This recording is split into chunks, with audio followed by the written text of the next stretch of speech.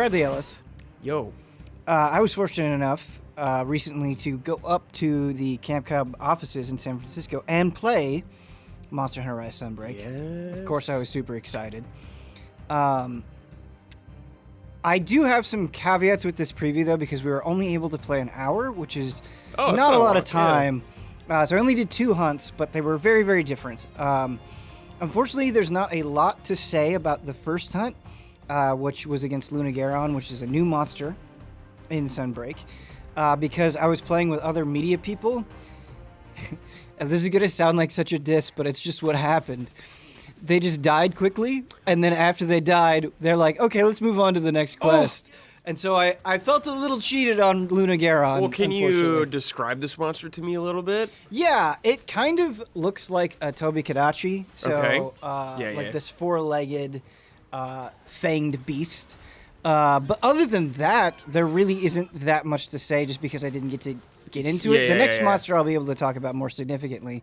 But for this hunt, the thing that I want to talk about that I liked is it was in this new environment, the sort of purple haze, gothic, Castlevania-looking area. Mm-hmm. And I really like this area because it just sort of immediately gives you that sort of like big leagues vibe.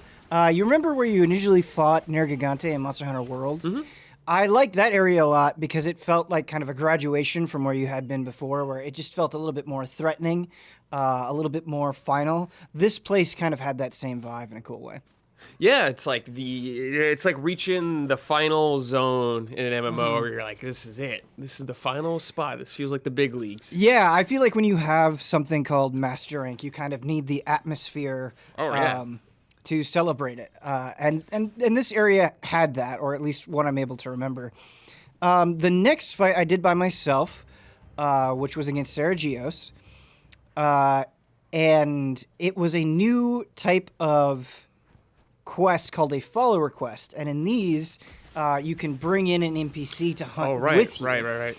And there's a few things I can talk about here. I can talk about the followers and how effective they were. I can talk about Saragios on its own, and I can talk about probably the biggest takeaway that I had, a new mechanic in Sunbreak where it's the switch skill swap. Yeah. And that's pretty huge. But the first thing that I want to talk about, let's talk about the followers. So I believe the follower that I had with me was an arena master. And honestly, I kind of forgot that he was there. And I was like, well, how effective is this really? Like, is he doing as much as, say, a Palico does during a quest? And I was kind of indifferent toward it until one specific moment happened. And I was like, okay, followers are worth it, even if it's just for this. It was maybe 70-75% through the hunt, if I remember correctly. And, like, he just went away and came back, I believe, with Arachne Kadaki, if I'm saying that right, the spider monster. And he just was riding it dude. And attacking the Saragios with it. That's awesome. And I was like, well, that's really useful. Like, if you're going to go and spend your time doing that, that'll do significant damage. It will topple the monster. And that is useful. Okay, so it was just an exciting moment. And it made the quest more lively in a way. So I was really into that. Cool. The other thing that was really convincing during the Saragios hunt is how difficult it was. And I think with Monster Hunter Rise, if you are familiar with Monster Hunter, you know, it takes a while for there to be hunts where you really feel like you have to pay attention and sweat your build and all of that stuff. In Sunbreak, I felt like all of my hunting skills that, you know, I've developed over the years of playing Monster Hunter were put to the test. And I really had to be on the ball. And Saragios was doing just, like, going up, sweeping down, like, gigantic attacks that were really devastating and very aggressive. And so I was having the time of my life sitting there fighting this monster and feeling like I had to perform, you know, my absolute best capabilities. And then when I did beat Saragios, it was that wonderful moment of like, hell yeah, I did it, which was really cool. So these, like, you were mentioning the move sets and all of that from these Yeah. monsters. Was it also on the damage front, just the sheer amount of damage they're doing to you? Yeah, it was a lot of damage. So the way that it worked with Monster Hunter previews, and Iceborne was like this too. Like you just have basically infinite items. So you go to the items and you're like, okay, I want this in my loadout, and then they had different armor sets that you could try on, and so I just used a mixed set, focusing on critical damage is what I did. And then when Seragios was attacking me, yeah, it would do significant damage. I can't remember exactly how much, but it was definitely... It's that type of Monster Hunter fight where you get hit and you're like, Mega Potion, Mega Potion, Mega Potion. Yeah, totally. Or, Max Potion or whatever Life you have powder, you're available. doing everything. Yeah. I have a question about your followers. So you said you had one on this mission with you. Are these specific missions with them, or is this something you could bring into every hunt? So because I only got to do one of them, I don't really know exactly how the progression is going to be, but if I recall correctly, it was like follower quest, right? Okay. So you know how you have Arena quests, like special quests, right, you have categories? Yeah, it was its own category of quest. Tell me a little more about this big zone. So I saw it in the preview video a while Mm-hmm. ago that they did, and like you said, it was very gothic, like Castlevania. Was it, would you say it's larger than the other areas? Was the terrain of navigating the area interesting or annoying? So I was really focused on hunting. Yeah. So in that sense, I was focused on Just finding them, getting there. getting a sense of what Sunbreak hunts were going to be like. So I wasn't, and that's something that I think is really cool about Monster Hunter Rise is if you go on those gathering missions or if you just poke around, they are really complex and there's fun little nooks and crannies to find that are pretty interesting. So that was not the mindset that I had going into this. So I can't really talk about the complexity, but just during the hunt, the size of the map seemed comparable to other Sunbreak maps. Cool, yeah. But the biggest thing worth talking about is the switch skill swap. And after messing around with it and getting comfortable with it, I was like, this is a whole new ball game and is such a good quality of life addition to the flow of the hunt. And it just seems so smart. And so I think a problem with Rise when it comes to switch skills, or at least how I play the game, is you get comfortable with something and... You don't touch the other one? Right, because the way Monster Hunter works is, muscle memory is a big part of it. Because not only do you have to know how a monster operates, you have to know how you operate in accordance to the rhythm of that monster. And so it kind of benefits you to get used to something. But with the switch skill swap, the way that it works is you can, in the middle of a hunt, switch essentially your loadout, and a lot of your core basic moves are completely different. And so depending on the circumstance, you might want to switch on the fly, but beyond that, you can create very lengthy combos that feel very powerful and technical and rewarding to do. And they go even beyond the description of what the skill will say. So there was this backwards evade for the greatsword, and I was like, it says it works with this surge combo. I wonder if it works with the true charge slash. And going into training, figuring out oh, it does. How can I incorporate that into the rhythm of the thing? And so I spent the last, after I hunted the Seragios, I spent the last chunk of my time in the training room figuring out how does everything piece together? Can I do this? Can I do that? And as somebody who really enjoys fighting games, right? It's really fun in a fighting game to go into a training room and have that moment, that light bulb moment where you're like, oh, can I piece this together? And that's exactly how the switch skill swap worked, where I felt like suddenly, this weapon that I'm extremely comfortable with, that I feel like I can play just without thinking about it, was brand new to me again. And so that was really exciting, and it felt like the skill ceiling, was raised significantly. Yeah. So you're talking about switching skills. Is this something you have to go back to a camp to do? So what you can do, so with the switch skill swap, you swap between two sets of skills. So much like when you change equipment in an item box, you can set, your A skills and then your B skills. Okay. And then when you're out on the hunt, you can push the buttons to swap. And what's neat about the switch skill swap is when you do it, there's a moment where you can evade, and so you can work that new evade into combos as well. Okay. Which is pretty cool.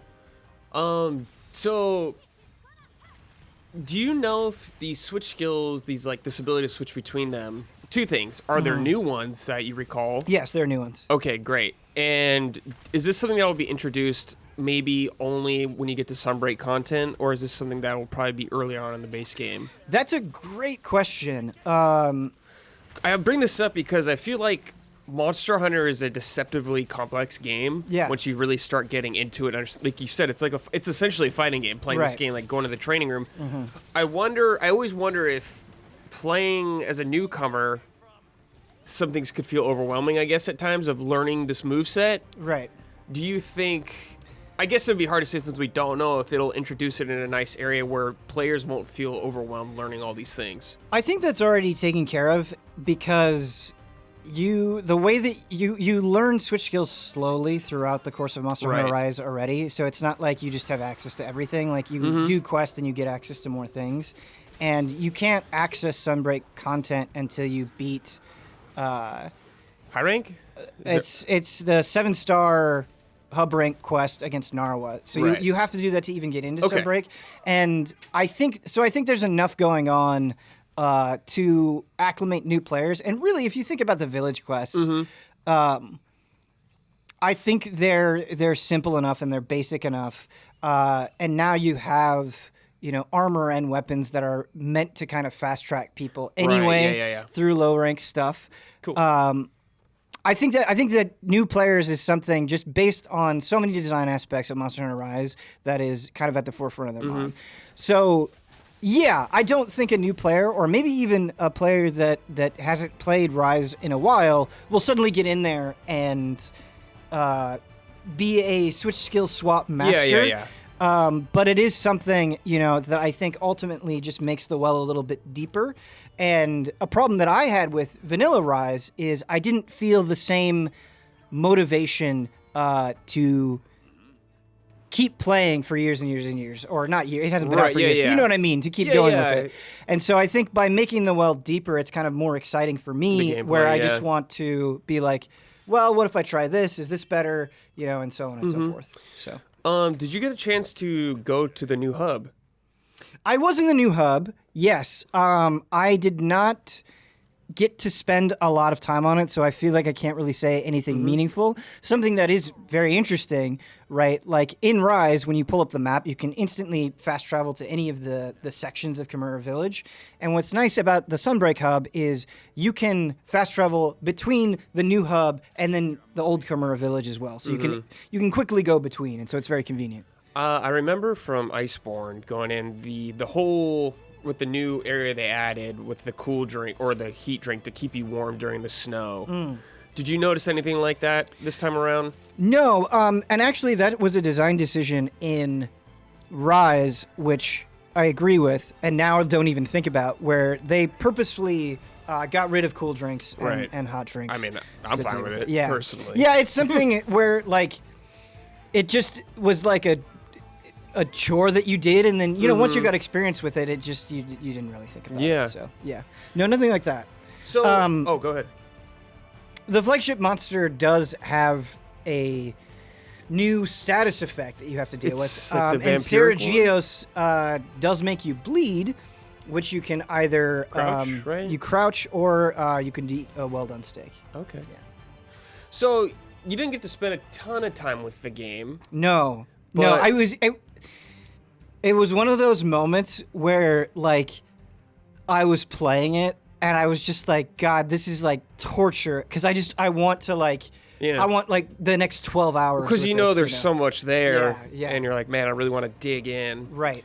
But, I mean, I'm obviously very excited. I know you are. How did you feel walking away from this brief time playing it? Were you feeling good about it? Right. And So I had an absolute blast, but obviously I'm very into Monster Hunter. Right. But I honestly, really, my true impression, and this is again only after an hour, and you really cannot form a final opinion on any Monster Hunter related thing after an hour. But my knee-jerk reaction is, this is exactly what Rise needed. Where I felt that the hunts that I was doing, particularly the Sergio's hunt, were incredibly exciting, and I was looking at these new mechanics, putting them into play, and being like, I totally see why you did this. This makes absolute sense for kind of the building blocks that you built up in Monster Hunter Rise. This is a perfect extension that will be really fun to mess around with. And so, in that sense, because... well, the Clutch Claw and Iceborne, for instance, became very tedious, and I think that was a mechanic that could have been implemented better. But it was not something that I realized right away, right? Ultimately, I think Iceborne was an incredible expansion in a lot of ways. Right. And my feeling walking away from Sunbreak is this is absolutely the same caliber. Excellent. So that is what I like to hear. Yeah, I'm really excited. Me too. I am technically on because I've done the Narwa quest on PC, so technically I can go into Sunbreak. There's still some things I want to get my gear in place. I want to get up to Hunter rank 100 and all this stuff. Yeah. But the fact that it's launching on PC day and date and very nice, yeah. I'm pretty sure I'm going to be ready pretty soon. Yeah, I cannot wait. That preview just lit me up. Oh my god, I can't wait to carve my first kill. Yeah. See those new sets, those new weapons, baby. Hell yeah. Yeah, it'll be fun. Yeah. The preview is very encouraging. Great. Love to hear it. Awesome. Thanks, Brad. Yep. Well played, yeah. Now's your chance, yeah. All right. You're mine to command.